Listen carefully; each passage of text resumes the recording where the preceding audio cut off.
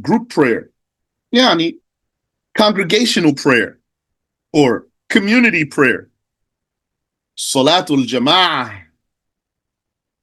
Now we want to cover of Salatul Jama'ah some of the basics. Most important matters and immediate matters for congregational prayer. So there's a number of things here. Amongst them is, in the first place, how many people are needed for Jama'ah? The answer is two. And also, and these questions are not in any particular order. Really, I'm just going off the top of my head. What is the judgment? It's hukum.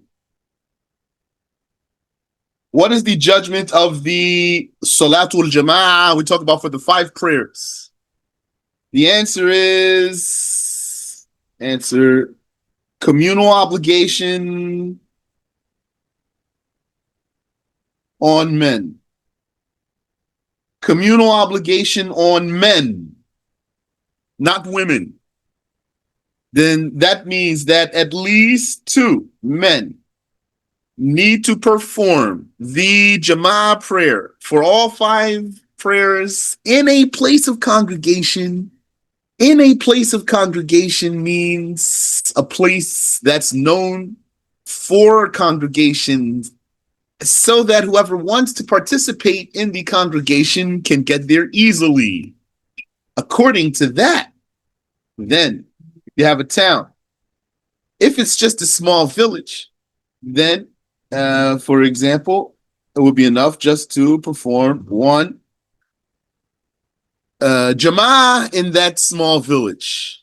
But if you have a large town, such that it's not easy for the people of the town to make it there, then you need a Jama'ah prayer in every, yani at every distance, yani every here and there, in such a way that it's easy for whoever wants to join the Jama'ah prayer to join.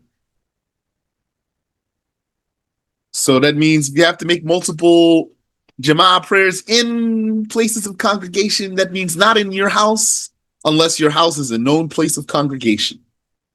Your house is a musalla, then that would be sufficient. So if this is not done, then the men will be sinful. All of the men will be sinful. That's a communal obligation on the men. When we say that's a communal obligation on the men, that means that if just 2 brothers do it, then the rest of the men are excused. So then, a third man, if he knew that 2 men were doing that, he could say, subhanallah, I love the Jama'ah prayer, but I actually am busy today. Alhamdulillah, the communal obligation is fulfilled. Inshallah, may Allah enable me to catch it tomorrow. And then he doesn't have to go. He won't be sinful. But if he knows that no one else is doing it, he has to go. He might even have to be the one to remind everyone else and say, brothers, if we don't pray, we're going to be sinful. The rule goes like this. At least 2 people have to do it for every prayer in the community, in the place of congregation. Okay. What else? Also, don't forget about, this is very important, the reward. The reward of Jama'ah prayer. The Prophet sallallahu alaihi wasallam said, Salatul Jama'ah afdalu min Salatil Fadh bi 27 darajah. The congregational prayer is 27 times more. 27 times more rewardable than praying alone. So the man who does not pray in the masjid, for example, still sunnah for him to pray in Jama'ah with his wife and with his family. Okay. What else? The intention. The intention for Jama prayer. What is the intention? That's twofold because it depends on whether that's a prayer that must be in Jama'ah, must be, or it's a prayer that does not have to be in Jama'ah. Does not have to be. This will make a difference for your intention. And it also matters something else. Whether you are the imam, the leader of the prayer, or you are the ma'moom, the follower.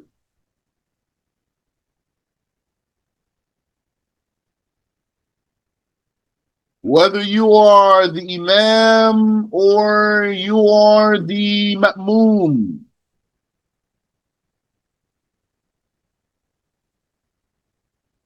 So, if it's a prayer that must be prayed in Jama'ah, and I want you to tell me a prayer that must be prayed in Jama'ah. Actually, you told me last time because we're reviewing right now. Like Friday prayer, then for the imam and the follower, the intention must be during the takbir. And each one is making his respective intention. So the imam is going to intend to be the imam, or he's going to intend to lead the prayer while saying Allahu Akbar. And the ma'moom is going to intend to follow the imam, or he's going to intend to pray congregational prayer while saying Allahu Akbar. As for if it's a prayer that does not have to be in congregation, then the imam doesn't have to intend to be imam. He does not have to intend to be the imam in a prayer that does not have to be in Jama'ah. And as for the ma'moom, in a prayer that does not have to be in Jama'ah, he must intend before physically following the imam.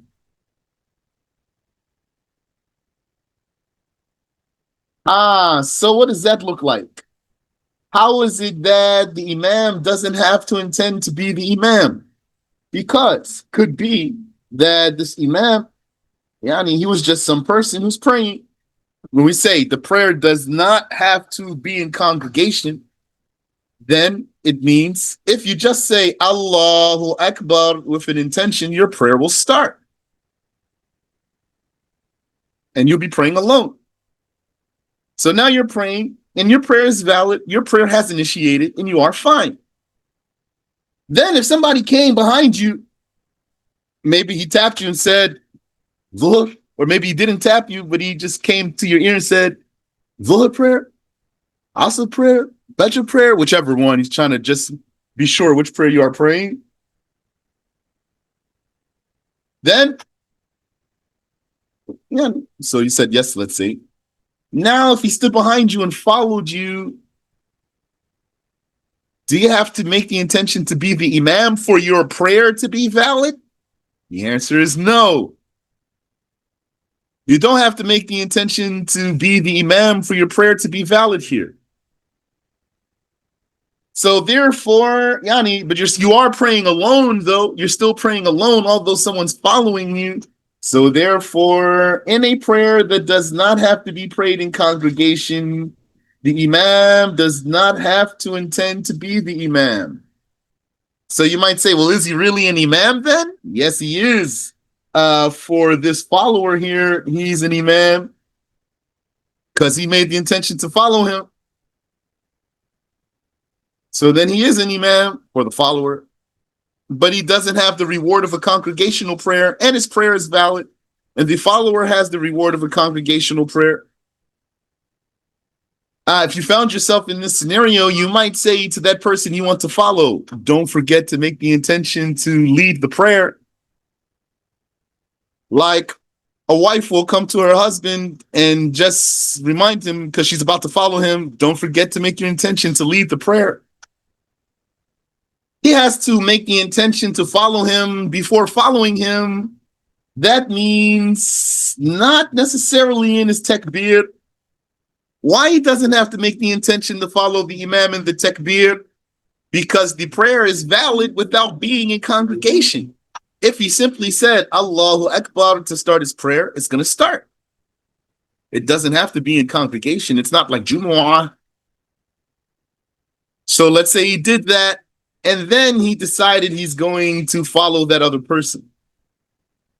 So then, before he made ruku' with that other person, he intended, now I follow Fulan.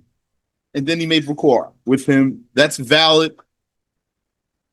So if you have any question, feel free, please.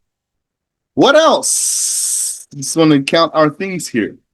So he said, 1, how many people does it take? 2, what is its judgment?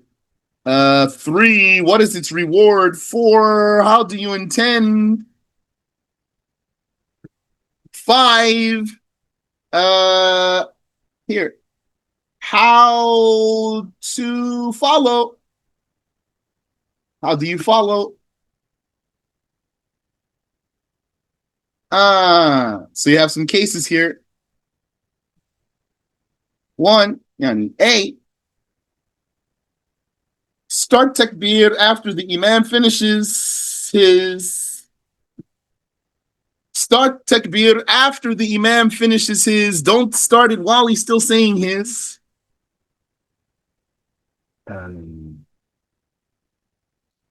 Also, be behind the imam. Be behind the imam. What is your gauge for determining that you are behind the imam? Your gauge for determining that you are behind the imam is that if you are in the standing position, then your heel must be behind the imam's heel. Well, I messed your foot up there. You have a scrawny shin and a big foot there. But your heel must be behind the imam's heel. Then you are behind. Yani, even if you are on his side, but your heel must be behind his heel. In fact, if the imam steps backwards and puts his heel behind your heel, he will invalidate your prayer. And likewise, in the sitting position, your buttocks must be behind the imam's buttocks. And also, what else? Know the imam's position. Know the imam's position. How are you going to do that? By seeing him, for example, or by hearing him, or by hearing someone who's conveying the imam's positions. So, for example, what would be a scenario of not knowing the imam's position? Like you came into a room where it is pitch black. You cannot see the imam, and all you can hear is Allahu Akbar, Allahu Akbar, Allahu Akbar. So which move is he in? Which position is he in? You don't know. So you can't join. You can't follow him. But what if you heard him say, Sami'a Allahu liman hamidah, Rabbana lakal hamd, Allahu Akbar. Then you know he went down the sujood. Now you know his position. Now you can follow him. And be behind, but we should have put right here. Not too far, though. What's too far in terms of validity? Too far is 300 more than 300 cubits outside of a masjid. Not inside the masjid. Inside the masjid, the distance doesn't matter. Yani, not too far outside of a masjid. Inside of a masjid, the distance doesn't matter for validity. The distance doesn't matter for validity inside of a masjid. But in terms of sunnah, how far you should be from the imam, not more than 3 cubits. No one. The woman also. Yani, if we're looking from above and you have the imam, the line behind him should not be more than 3 cubits for sunnah and should be from wall to wall. Let's say here, this green door, that's the entrance there. And in this particular case, the imam, his qibla is, yani, the entrance is behind the imam. And the line after the first line should not be more than 3 cubits away. Even if that's a line of women, let's say here, this blue line is the women, they should not be more than 3 cubits away from the last line. Yani, if this blue line is, for example, all the way back here, and that's more than 3 cubits from the last line, then that's disliked. Also, what's disliked? Not only they were more than 3 cubits away from the last line, they didn't fill up to the wall. And they said, let's leave space for the people who come late. And then they made lines that don't go all the way to the wall. That's disliked too. Then you might ask, what about the latecomers? So the latecomers, yani, they can pray. If there's space, they can pray. If there's no space, then they can wait. Hakadha. So a lot of Muslim places do not observe this. Don't observe the sunnah, I mean. They observe this, the thing that's not sunnah, they observe that. Which is this excessive space between the men's line and the female's line, as well as this not filling up to the wall. Sunnah is for the men to rush to be in the front line. Front line is best for the men, and back line is best for the women. The last line is best for the women, most rewardable. The best scenario. For the women, the back line is best. For the men, front line is best. And of course, there's going to be a front line of women. So it's best also to put the prepubescent boys behind the men. And then the women will start their line behind the prepubescent boys, and they're going to fill up all the way to the line, also all the way to the wall. At the time of the Messenger of Allah, sallallahu alaihi wasallam, the women prayed in the same space as the men, directly behind them and without a barrier. And the believing woman did not have to cover her face. And there's evidence for all of that. And I'd love to cover it too, but because I want to cover some information, I want to finish a certain amount of information in this session, I'm not going to mention those hadiths. But later, or if you want to ask later, then I can mention them, inshallah. Okay. What else? We're still talking about number 5, how to follow. A, start your takbir after the imam's takbir. B, be behind the imam, but D, not too far. And C, know the imam's position. So really you can switch those around. Like in your own notes, for example, if you want, just switch D and C. And what else? Also, here, E. Also, and this is without details. What I'm going to mention now is without details. Do first tashahhud, dua of kunut, and sujud sahu with the imam. If the imam does them, do them. If the imam does the first tashahhud, don't skip it. If he does dua ul kunut, don't skip it. And if he does sujood sahu, don't skip it. That's a detailed case right there. We're not going to talk about it. But just for your basics of praying Jama prayer, take that. And what else? F. Don't precede the imam. Is that C-E-D-E or is that P-R-C-E-E-D? I think it's E-E-D. Not a good speller. Don't precede the imam. Don't go ahead of him. So, if the imam is praying,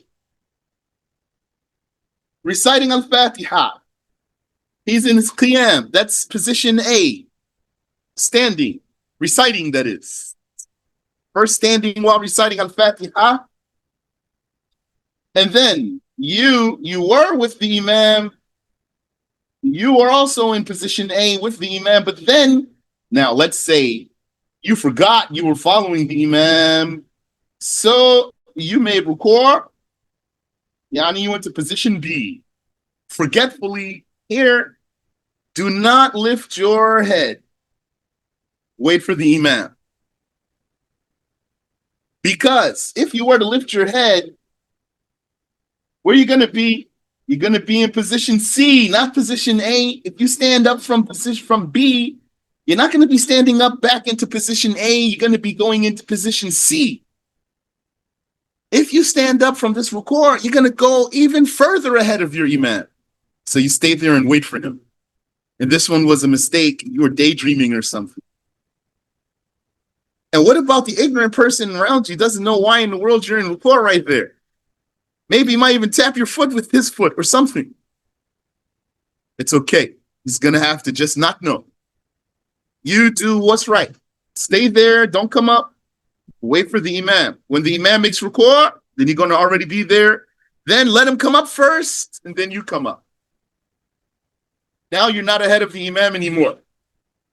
But if you did lift your head, so you went into position C, and then you started to go down to position D, yani you're going down to the floor. You're going down. For D, yani you want to get down to sujood. Right here, you invalidated your prayer. Right at position D, and we mean here, the imam's still in A. Just by when you start to go down to sujood, and the imam's still in position A, reciting Al-Fatiha, for example, or a short surah, or even a long surah, he's still in position A, though. Then position D here, which is, according to what I drew for you, just merely going down, you didn't even get down yet, your prayer is invalidated. So that was F. Do not precede the imam. And G. Do not lag too far behind. Not too far. Too far? That is ambiguous. What is the clarity of this lagging too far? Can you be more specific? Yes. Not lagging too far behind the imam depends on whether you have an excuse or you have no excuse. So two different cases. So that's why I just said not too far, not too far with an excuse, not too far without an excuse. But it's two different cases though. Two different distances. So what if you did not have an excuse? No excuse. Well, what's an excuse?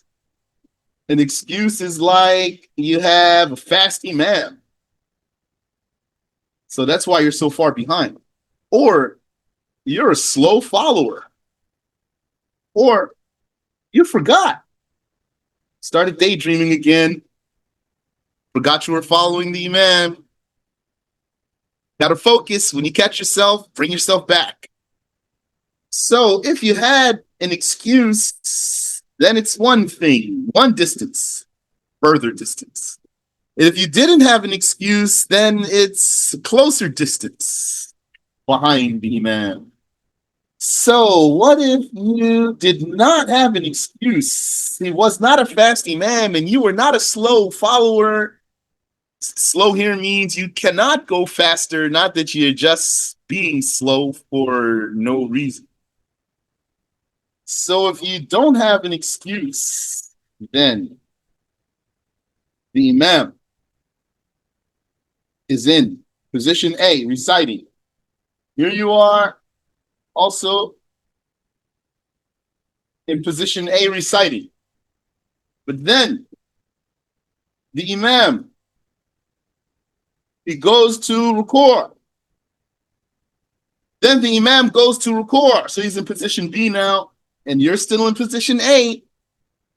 Okay. But then he stands up from ruku'. Sami'a Allahu liman hamida. Now he's in position C. And you're still in position A, reciting Al-Fatiha. Then, just like the previous case, if the imam now is going down for ruku',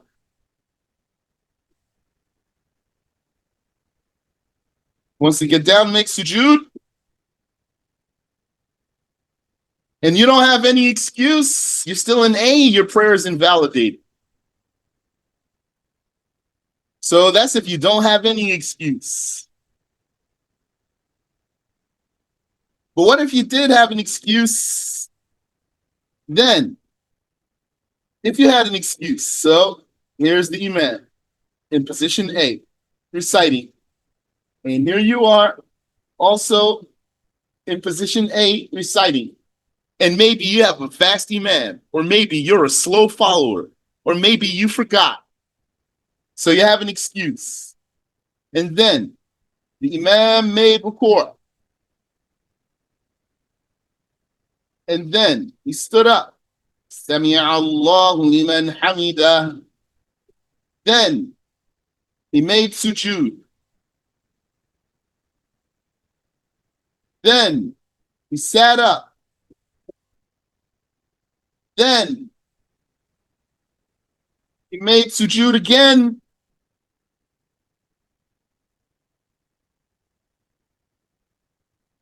Which position is this? You have B, C, D, E, F. Now you're still in A. So now, what's G?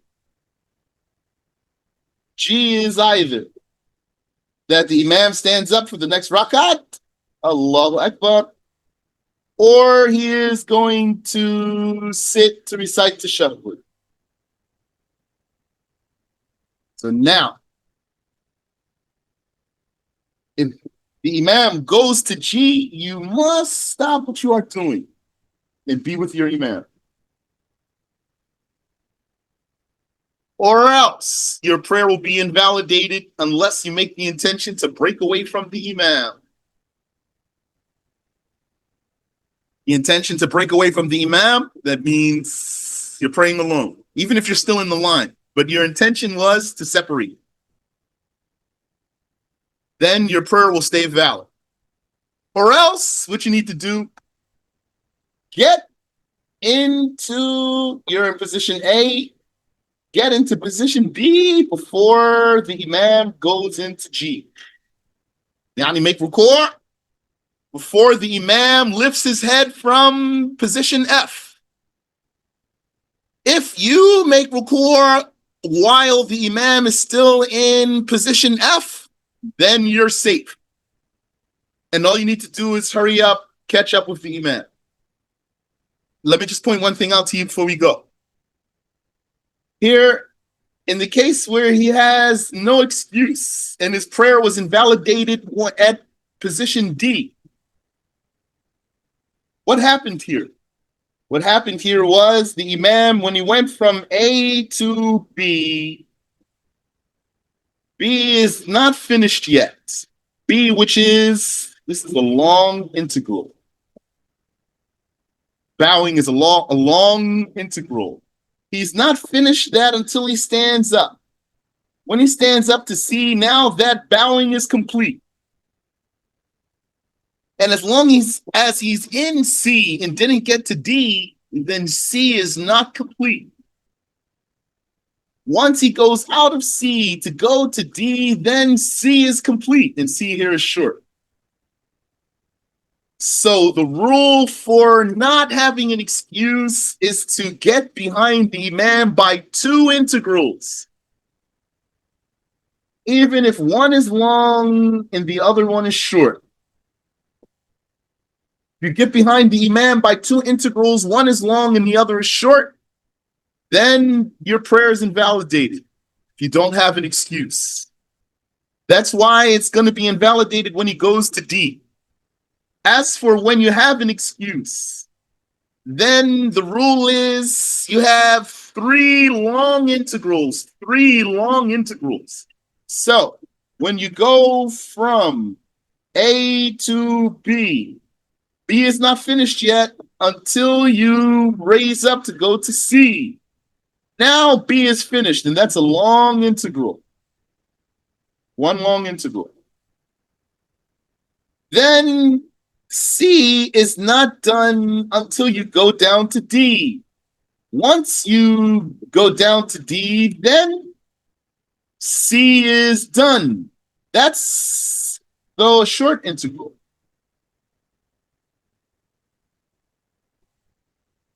And then now in D, D won't be done until you go into E. Once you go into E, then D is done, and that's a long integral. That's your second long integral. Now E is a short integral. And E is not going to be done until you go to F. F is a long integral. That's your third long integral. That's your third long integral. It's not going to be done, though, until he goes to G. So if you make ruku' before he lifts his head, then you're safe. Because you have an excuse here. You lag behind the imam by 3 long integrals of action. And is there anything else? What else could we add? Be able to get to the imam. Like, don't pray in one room with a closed door and the imam is in another room. In the Shafi'i school, that's not valid. So that would be here. H. Have access to the imam. Be able to access him. Don't be cut off from him. Even if it were a glass wall, you could see the imam through the glass. But if you are actually sealed off from him, it's not valid. Wallahu alam.